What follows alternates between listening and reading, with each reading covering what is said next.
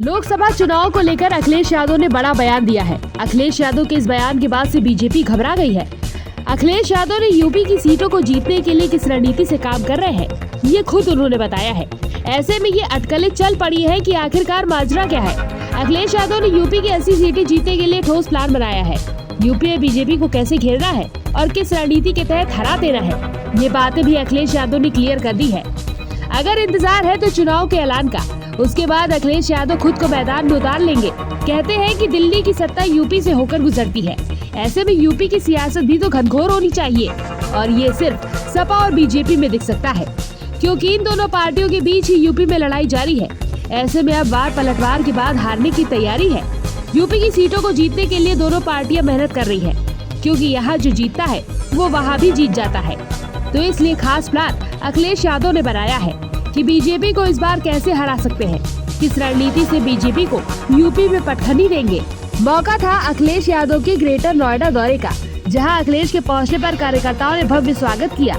कार्यकर्ताओं का स्वागत देख अखिलेश यादव भी गदगद हो उठे, क्योंकि सामने चुनाव है और लगातार जिलों का दौरा भी कर रहे हैं। ऐसे में अखिलेश यादव का ग्रेटर नोएडा पहुँचना ही काफी है, क्योंकि जो मिथक पहले अखिलेश यादव भी मानते थे कि गौतम बुद्ध नगर जाने से सरकार में नहीं आते, अब उस मिथक को भी नहीं मान रहे हैं। ऐसे में सोच लीजिए कि अखिलेश यादव चुनाव को जीतने के लिए किसी भी कदमों पर चलने को तैयार है, क्योंकि धारदार रणनीति से बीजेपी को हराने की प्लानिंग जिलेवार दौरे करके बना रहे हैं। अखिलेश यादव ग्रेटर नोएडा में एक निजी कार्यक्रम में शामिल होने के लिए आए थे।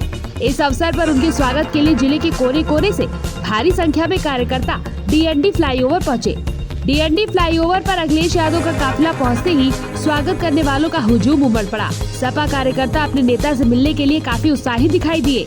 ग्रेटर नोएडा के बिसरक स्थित एक निजी कार्यक्रम में अखिलेश यादव पहुंचे। यहाँ पर उन्होंने मीडिया से रूबरू होते हुए उनसे बात की।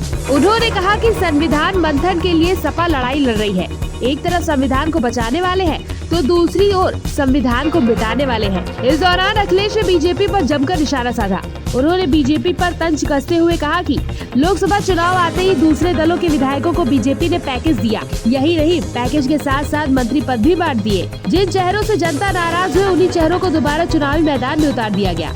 अखिलेश यादव ने निशाना साधते हुए आगे कहा कि इस बार बीजेपी यूपी की 80 सीटें हारेगी। अखिलेश यादव ने ये दावा ऐसे वक्त में किया है जब बीजेपी ने हाल ही में 51 सीटों पर प्रत्याशी उतारे हैं।